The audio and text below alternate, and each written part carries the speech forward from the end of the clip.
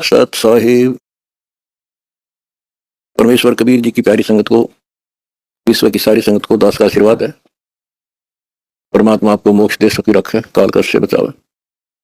परमपिता परमात्मा कबीर जी की असीम रजा से बच्चों, आपको परमात्मा की अमर कथा, अमर महिमा, सच्चा ज्ञान और सच्ची भक्ति प्राप्त है। इसको सामान्य बात ना समझो, और आप सामान्य आत्मा नहीं हो। लख बर सूराजू दही लख बर सावत दे, लख बर की जहान में तो सतगुरु सुना दे। और परमात्मा की दूसरी रजा यह है कि गरीब गोता मारो स्वर्ग में जा बैठो पाताल, गरीब दास ढूंढता फिरूं अपने हीरे मोती लाल। देखो आपको परमात्मा ने कैसे खोज लिया। ये अपना पिता है, ये अपना सच्चा हमदर्द है। तो बाकी यहाँ संसार के जितने भी परिवार है, नाते रिश्ते हैं, ये हमने अस्थायी अपना यहाँ जीने के लिए रास्ता निकाल रखा है कि थोड़ा सा ठीक ये उस समय व्यतीत हो जाए। बहुत सी ऐसी परिस्थितियां हैं जिनको सुनकर बड़ा दुख होता है। इस लोक का कोई भी ऐसा नाता हमारा साथ सदा नहीं देगा। अगर हम माता पिता को अपना समझते हैं, वो भी कभी भी हमारा साथ छोड़ सकते हैं। क्योंकि जिस लोक में जहां मृत्यु है, वह हम किसको साथी माने कि हमारे साथ रह जाएगा। तो हम उनको अपना तो मानते हैं और मानना चाहिए कि हमारे साथ रह रहे हैं, और उनमें प्रेम अपने आप हो जाता है। लेकिन इतना ध्यान जरूर रखना कि कभी भी यहां से जाना हो जाएगा। और सब हम नो सेट हो रहे हैं कि अभी नहीं मरेंगे, अभी तो उम्र छोटी है, अभी तो 30 वर्ष के हुए हैं, 40 के हुए हैं, 50, 60, 70, 80, 90 के हो लिए, वो भी नहीं सोचे अभी नहीं मरेंगे। चलो जब भी मालिक की दया होगी वह तो अलग बात है, परंतु इसका न्यों नहीं पता हो कर जा। इस डर को याद रखोगे तो आप भक्ति कर पाओगे, नहीं तो भक्ति नहीं बनेगी, मोक्ष वाली नहीं बनेगी। सामान्य भक्ति कर रहे हो, इसका फल इतना दे देगा, आपको संसार में नहर टाड़ देगा, इतना सुख देगा, इतनी संपत्ति दे देगा, लेकिन वह संपत्ति काम क्या होगी बताओ। जैसे अब्राहिम सुल्तान आदम के कितने ठाठ थे, राजा था, उसको उस संपत्ति जो उसके गले पड़ रही थी, उसकी जान का झाड़ बन गई थी, उसके जीवन को नष्ट कर देता वो ठाठ बाट, उससे मुश्किल से निकाला उस दलदल से। तो बच्चों थोड़ा सा हर पहलू पर ध्यान दो। परमात्मा से इतना मांगो, साईं इतना दीजिए जा मैं कुटुंब समावे, हम भी भूखे ना रहे अतिथि ना भूखा जाओ। ठीक है, परमात्मा ने संपत्ति दे दी, अच्छी बात है, मकान बढ़िया बना दो, बहुत अच्छी बात है, आपका बहुत है तो बनाओ। बेमतलब नहीं खर्चा किसी चोरी करके और तरह बकवाद करके 2 नंबर का काम करके, वो बनाया ना बनाया बराबर है, कभी भी नुकसान हो जाएगा। और जैसी सुविधा भगवान देगा आपको, औरों से न्यारी देगा, आपके मकान भी सबसे न्यारे होंगे, आपके यातायात के साधन भी सबसे प्यारे होंगे, और आप परमात्मा के विशेष भक्त हो, बेटा हो, बेटी हो, आप विशेष उनके लाडले हो, लाडली हो। विचार करो, इस संसार में कितनी जनता भरी पड़ी है, भक्ति करने वालों की कोई कमी नहीं, किसी के पास भक्ति सही नहीं है। तो वो भक्ति करके अपने आप धोखा में बैठे हैं, उनके साथ धोखा हो रहा है। और आपके ऊपर कैसी गजब कृपा है कि आप सामान्य आत्मा हो, क्या आप सामान्य भक्त हो, भगतमती हो।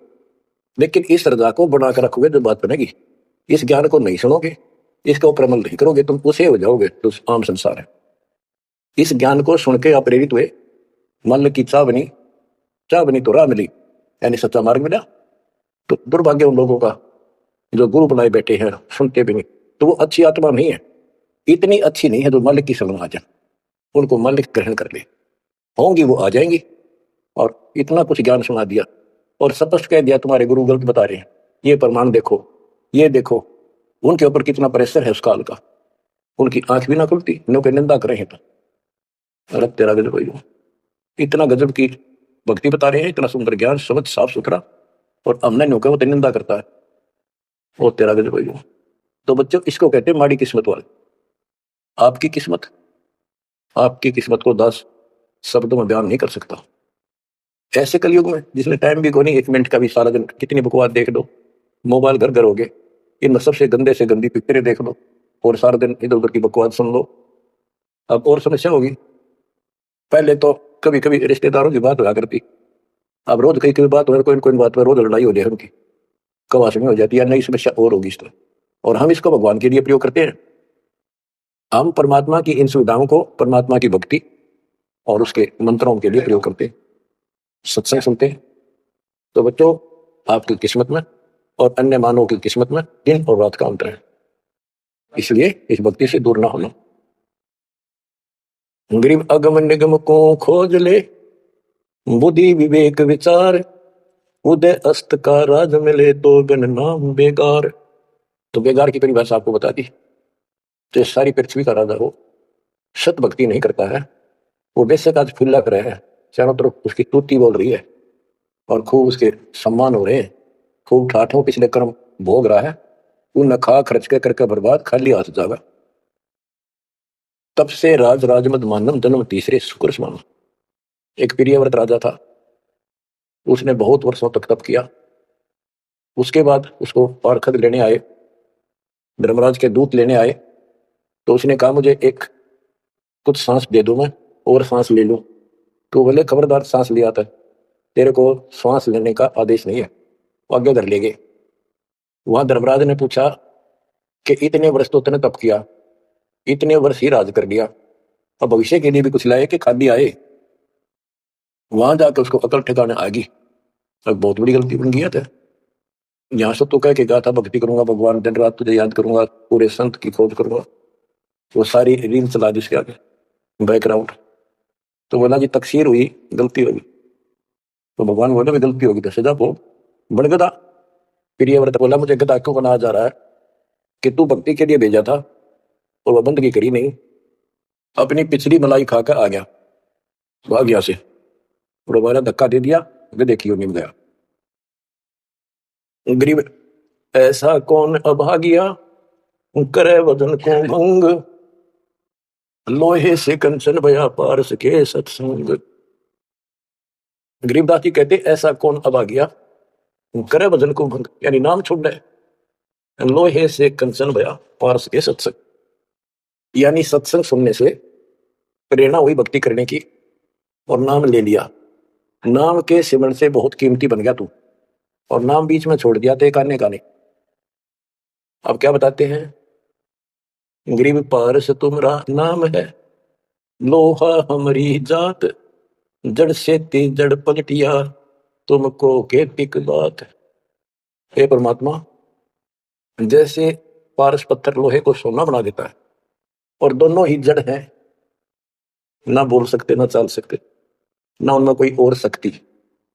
हे परमात्मा, जब जड़ से जड़ पलट गया, जड़ ने जड़ को कीमती बना दिया, आप तो मालिक हो, आप तो सक्षम हो, हमारे पार करने में आपको कितनी देर लगेगी। इसका ये अर्थ है, गरीब पारस तुमरा नाम है, लोहा हमारी जात, जड़ से ती जड़ पलटिया, तुमको के तिक बात। गरीब बिना भक्ति क्या होत है, दरू को पूछो जाई, सवा शेर अन पावते, स्वर्ग राज दिया ताही। कि भक्ति बिना क्या होता है, दरू से बात कर लो, उससे पूछ लो, उसको जान लो। माँ बेटे को सवा शेर अन्न मिलता था सारे दिन में, और भक्ति के कारण उसको स्वर्ग का राज मिल गया। पृथ्वी का तो मिला ही मिला, स्वर्ग में भी राज मिला। गरीब भक्ति बिना क्या होत है, भावे काशी क्रोत ले, मिटे नहीं मन वासना, बहुविध भरम संदेह।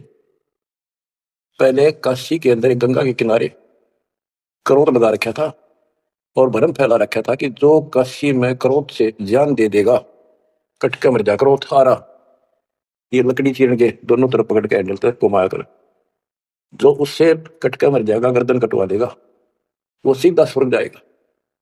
तो भगवान के चाहने वालों की कदे कमी नहीं रही।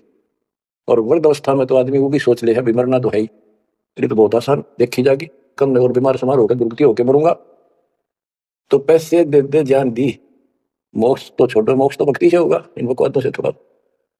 गरीब भक्ति बिना क्या होत है, भावे काशी क्रोध ले, मिटे नहीं मन वासना, बहुविध भरम संदेह। गरीब भक्ति बिना क्या होत है, भरम रहा संसार, रति कंचन पाया नहीं, रावण चलती बार। रावण ने महल भी सोने के बना रखे थे, सारी लंका अपना रेजिडेंस। बताओ, 4 योजन अटारी थी उसकी सबसे लास्ट वाली मंजिल, 4 योजन,